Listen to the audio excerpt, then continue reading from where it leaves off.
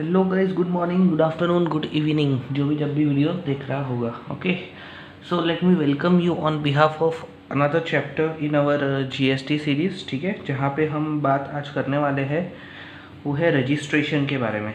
Okay, red pen ले लिया मैंने, मुझे ब्लैक पेन चाहिए क्योंकि मैं जीएसटी की बात कर रहा हूँ.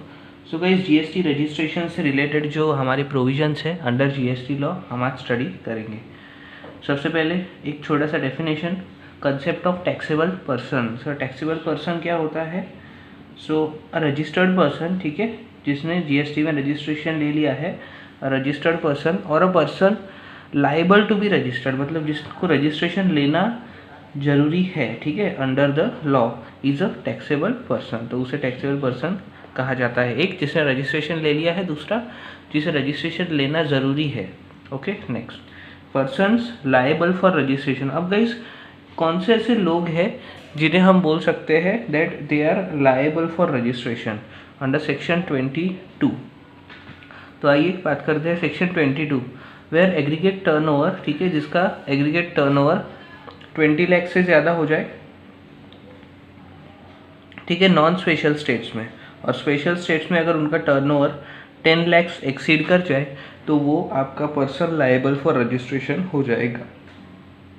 Next, section 22(2), person who is already registered under existing law shall be liable to be registered under this act. मतलब गाइस देखिए,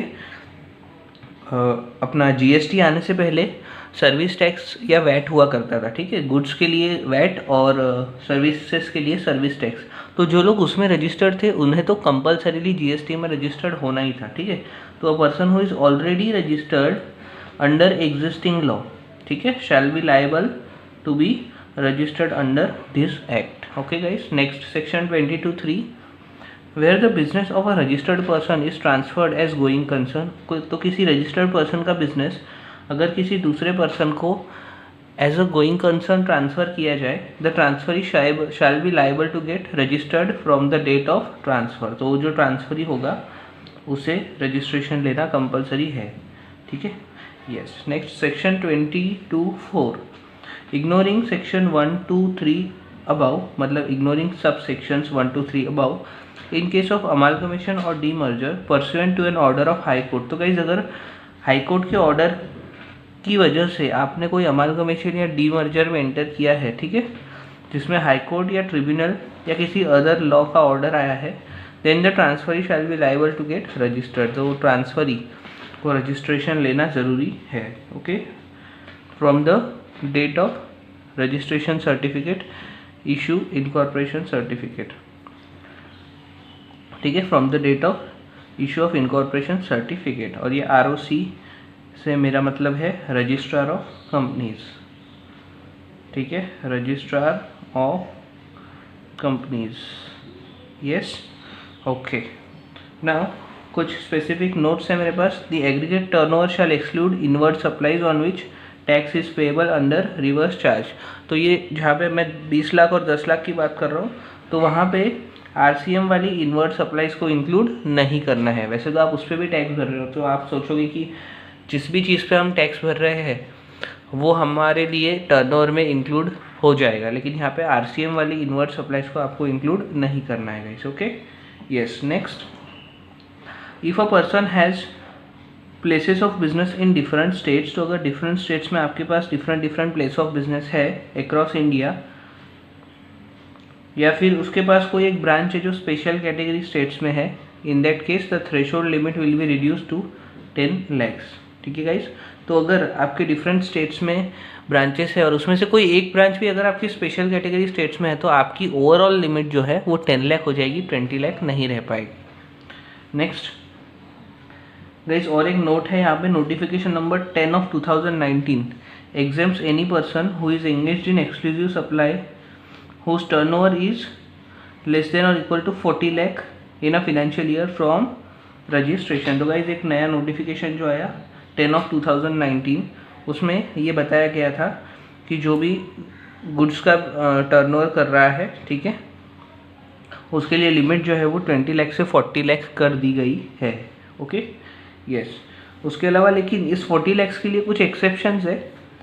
पहला, वो लोग जिनके लिए सेक्शन 24 में कंपलसरी रजिस्ट्रेशन लेना ज़रूरी है। अब ऐसे कौन लोग हैं वो हम इसी सेशन में आगे पढ़ने वाले हैं, ठीक है। उसके अलावा जो इंट्रा स्टेट में डील करते हैं उनके लिए भी, उसके अलावा supplier of ice cream, pan masala and tobacco, and last voluntarily registered person, मतलब जो लोग जिनका टर्नओवर इतना हुआ भी नहीं है लेकिन वॉलंटरीली वो लोग रजिस्ट्रेशन लेना चाहते हैं या जो लोग ले चुके हैं, तो उनके केस में ये 40 lakhs की लिमिट अप्लाई नहीं होगी guys. Okay, now let's continue on the next page. Okay, यहाँ पे आ जाइए, compulsory registration in certain cases. तो गाइस ये सेक्शन 24 जो अभी हमारी बात हुई थी कि कुछ ऐसे केस है जिसमें कंपलसरीली आपको रजिस्ट्रेशन लेना ही है, आपका टर्नओवर 1 रुपये का भी होगा तो भी आपको रजिस्ट्रेशन लेना पड़ जाएगा। तो यहाँ पे guys person making any interstate taxable supplies, ठीक है, एक से ज़्यादा स्टेट में डील कर रहे हो, रजिस्ट्रेशन लेना कंपलसरी है। उसके अलावा आप सीटीपी हो, सीटीपी मतलब casual taxable person making taxable supply. CTP का कंसेप्ट हमने अर्लियर वीडियोस में डिस्कस कर लिया है। Except CTP supplying notified handicraft goods. तो गाइस लेकिन अगर कोई ऐसा कैजुअल टैक्सेबल पर्सन है जो स्पेसिफाइड हैंडीक्राफ्ट गुड्स में ही डील करता है तो उसको एग्जेम्पशन यहाँ से दिया गया है। उसके अलावा persons required to pay tax under RCM, तो आरसीएम के केस में कोई एग्जेम्पशन नहीं है। Then NRTP making taxable supplies, non resident taxable person, यहाँ पे आके कोई टैक्सेबल सप्लाई करता है तो उसके लिए टर्नओवर की लिमिट्स नहीं है, 1 रुपये का भी डील किया तो जीएसटी एप्लीकेबल हो जाएगा। उसके अलावा गाइस जो ई कॉमर्स में डील करते हैं, ठीक है, अब यहाँ पे e commerce operator liable to collect tax under section 52। तो ऐसे ई कॉमर्स ऑपरेटर जिनके लिए सेक्शन 52 में टैक्स कलेक्ट करना, टीसीएस कलेक्ट करना कंपलसरी है, उसे रजिस्ट्रेशन लेना ही होगा। उसके अलावा guys the person who supply through an eco, और वो लोग जो कि इन ई कॉमर्स ऑपरेटर्स के थ्रू गुड्स सेल करते हैं, डील करते हैं, तो वो भी यहाँ पे काउंट हो जाएंगे, वो भी कंपलसरी रजिस्ट्रेशन में आ जाएंगे, ठीक है। उसके बाद person who is liable to deduct tax under section 51, वो लोग जिनको सेक्शन 51 में टैक्स डिडक्ट करना कंपलसरी है, ठीक है। तो सेक्शन 51 जो है वो टीडीएस का सेक्शन हो जाता है और 52 जो है वो टीसीएस का सेक्शन हो जाता है। नेक्स्ट, एन एजेंट और अदरवाइज मेकिंग टैक्सेबल सप्लाईज, कोई एजेंट हो किसी, या एजेंट या कोई और हो जो किसी और के बिहाफ पे गुड्स सेल करता हो, उसे भी रजिस्ट्रेशन लेना कंपलसरी है। उसके अलावा guys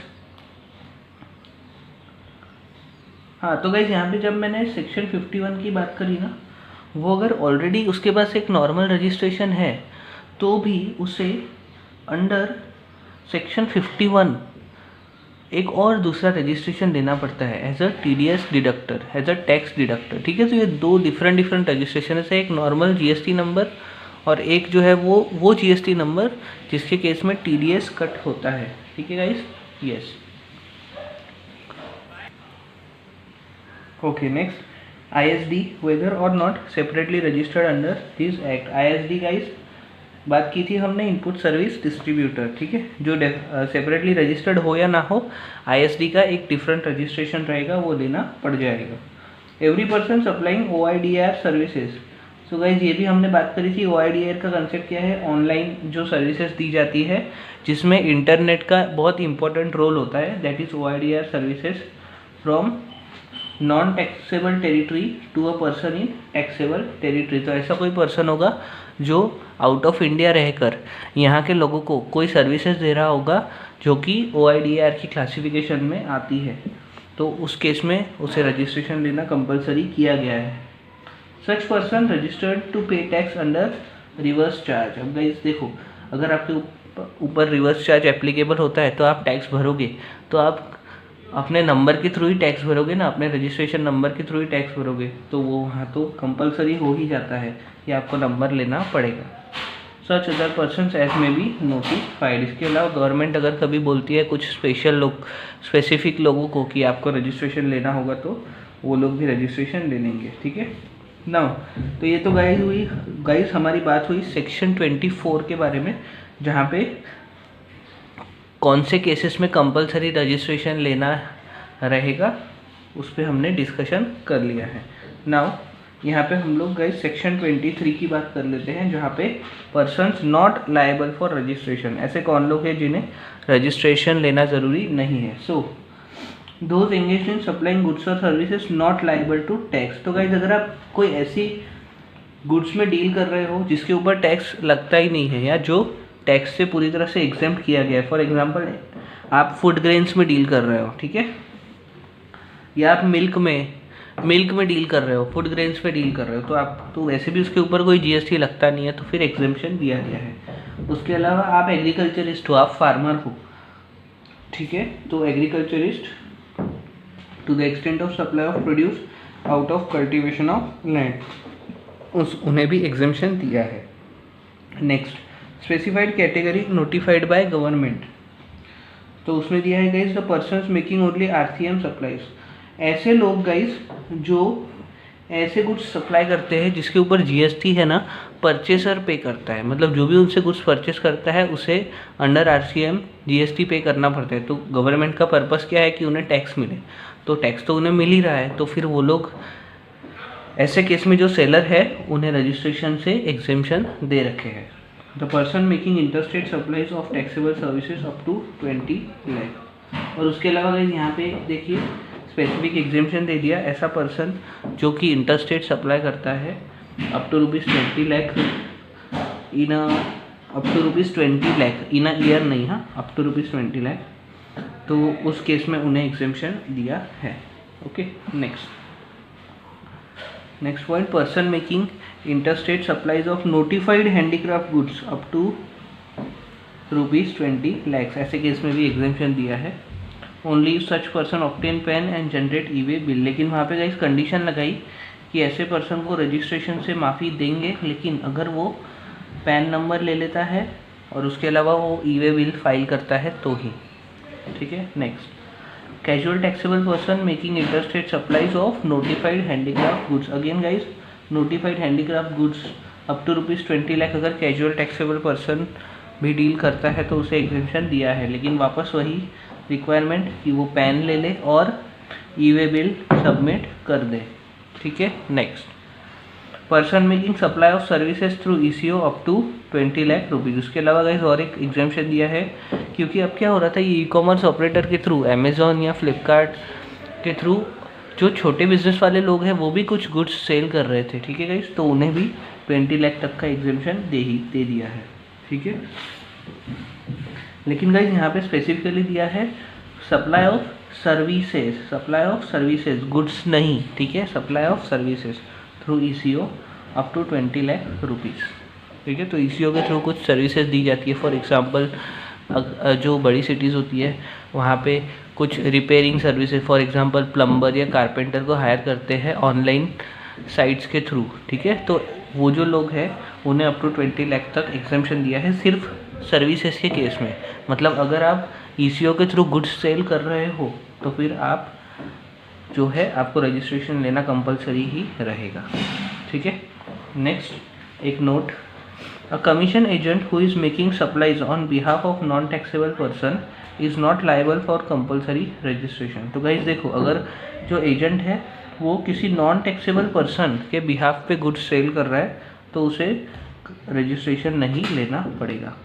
but in case such agent is liable to pay tax under RCM, तो रजिस्ट्रेशन विल बी रिक्वायर्ड, ठीक है। तो आरसीएम तो जहाँ है वहाँ पे अगर आपको आरसीएम भरना है तो आपको कोई ना कोई अपना नंबर तो चाहिए, रजिस्ट्रेशन तो चाहिए, तभी आरसीएम में पे करोगे ना। Okay guys, yes. Now let's continue with the procedure for registration. अब हम रजिस्ट्रेशन की प्रोसीजर्स देखते हैं, जहाँ पे हम 3 सेक्शंस की बात करेंगे, section 25, 26 and 27। Yes, so section 25(1). तो गाइस 25(1) बोलता है कि आप जो है अप्लाई करेंगे for registration with in a period of 30 days of becoming liable for registration. मतलब जैसे ही आपका टर्नओवर जो प्रिस्क्राइब लिमिट है उसको एक्सीड करता है तो वहाँ से 30 दिन के अंदर आपको अप्लाई करना होगा। उसके अलावा गाइस इन्होंने कहा है कि कोई सीटीबी या एनआरटीबी हो तो फिर उन्होंने अपना बिजनेस स्टार्ट करने से एटलीस्ट 5 डेज पहले रजिस्ट्रेशन लेना कंपलसरी है। ठीक है guys. A person having a unit in special economic zone shall have to apply for a separate registration as distinct from his place of business outside SEZ। तो guys किसी का अगर business SEZ में भी है और नॉन SEZ में है तो उसे दोनों जगह के लिए सेपरेट रजिस्ट्रेशन लेने होंगे। ठीक है, समझ में आया आपको? Yes. Next section number 25(2) for a single state और यूनियन टेरिटरी आपको एक रजिस्ट्रेशन लेना है। जैसे ही आप स्टेट से बाहर दूसरे स्टेट में गए तो आपको दूसरा रजिस्ट्रेशन लेना पड़ जाएगा। ठीक है, तो सर क्या ये पॉसिबल है कि एक ही स्टेट में डबल रजिस्ट्रेशंस, 2 या 3 रजिस्ट्रेशंस किसी एक ही पर्सन के हो? हाँ, हो सकते हैं। अगर मल्टीपल प्लेस ऑफ बिजनेस है, ठीक है, तो उसको सेपरेट रजिस्ट्रेशन मिल सकता है। इवन 1 स्टेट में भी, ठीक है, सेपरेट रजिस्ट्रेशन मिल सकता है। और दूसरा भी इसमें रीज़न ये होता है कि अगर डिफरेंट क्या कहते हैं, डिफरेंट बिजनेसेस है, ठीक है, जहाँ पे 2 बिजनेस का एक दूसरे के साथ कोई रिलेशन नहीं है, तो उस केस में भी गाइस आपको सेपरेट रजिस्ट्रेशन मिल सकता है डिपार्टमेंट से। Okay, yes. Now let's continue. Section 25(3) क्या कह रहा है? Section 25(3) a person though not liable to be registered under section 22 और 24 में टेक अ वॉलंटरी रजिस्ट्रेशन। 25(3) बोलता है कि जो लाइबल नहीं है पर फिर भी उसे, अगर उसको लगता है कि उसके लिए रजिस्ट्रेशन सही रहेगा तो वो वॉलंटरी रजिस्ट्रेशन भी ले सकता है गाइस। क्योंकि गाइस रजिस्ट्रेशन लेने का एक बेनिफिट ये है कि आप अपने परचेसेस पे जो भी GST पे करोगे आप उसका इनपुट टैक्स क्रेडिट ले सकते हैं अगर आप रजिस्टर्ड है तो। इसलिए बहुत सारे लोग वॉलंटरीली भी रजिस्टर्ड हो सकते हैं। कई बार ऐसा हो सकता है कि आप कोई बिजनेस डील तभी कर पाओगे जब आपके पास GST नंबर है। ठीक है, कोई बड़े कॉन्ट्रैक्ट्स आप तभी ले पाओगे जब आपके पास GST नंबर है। तो ऐसे इस रीज़न की वजह से लोग जो है वो नंबर ले सकते हैं। ठीक है, next section 25(4) 1 person many registration. अगर गाइस किसी एक पर्सन के पास मैनी रजिस्ट्रेशंस है तो वहाँ पे उसे उसके डिफरेंट रजिस्ट्रेशंस को डिफरेंट पर्सन्स माना जाएगा। नेक्स्ट 25(5) 1 पर्सन, ठीक है, जिसके रजिस्ट्रेशन 2 और मोर स्टेट्स में है। ठीक है, तो ऐसे केस में भी उन सारे रजिस्ट्रेशंस को डिस्टिंक्ट पर्सन्स माना जाएगा। इसका मतलब गाइस पता है आपका, अगर आपकी 2 एंटिटीज़ और वो अगर डिस्टिंक्ट पर्सन्स मानी जाती है तो ऐसे केस में जब आप एक एंटिटी से गुड्स का सप्लाई दूसरी एंटिटी में करोगे, अल्टीमेटली वो आपकी ही एंटिटीज़ है, लेकिन फिर भी आपको बिल बनाना पड़ेगा और उसे सेल या परचेज में उसकी एंट्रीज भी करनी पड़ेगी। ठीक है गाइस, यस। उसके अलावा guys section number 25(6) PAN is compulsory for registration in case person is liable to deduct TDS, then TAN number is compulsory for registration. So PAN and TAN ये दोनों नंबर्स जो है आपके लिए ज़रूरी है। सेक्शन 25(7) इग्नोरिंग 25(6) मतलब ये PAN और TAN वाला रिक्वायरमेंट को इग्नोर करते हुए और नॉन रेसिडेंट में भी ग्रांटेड, तो किसी नॉन रेसिडेंट पर्सन, तो गाइस वो अब इंडिया में रहता ही नहीं है तो उसके पास PAN नंबर नहीं होगा ना, तो ऐसे केस में कोई प्रिस्क्राइब डॉक्यूमेंट, एग्जाम्पल उसका पासपोर्ट, उसके बेसिस पे भी उसे रजिस्ट्रेशन दिया जा सकता है अगर उसे कोई अर्जेंटली डील क्रैक करनी है तो। ठीक है, प्रिस्क्राइब डॉक्यूमेंट्स।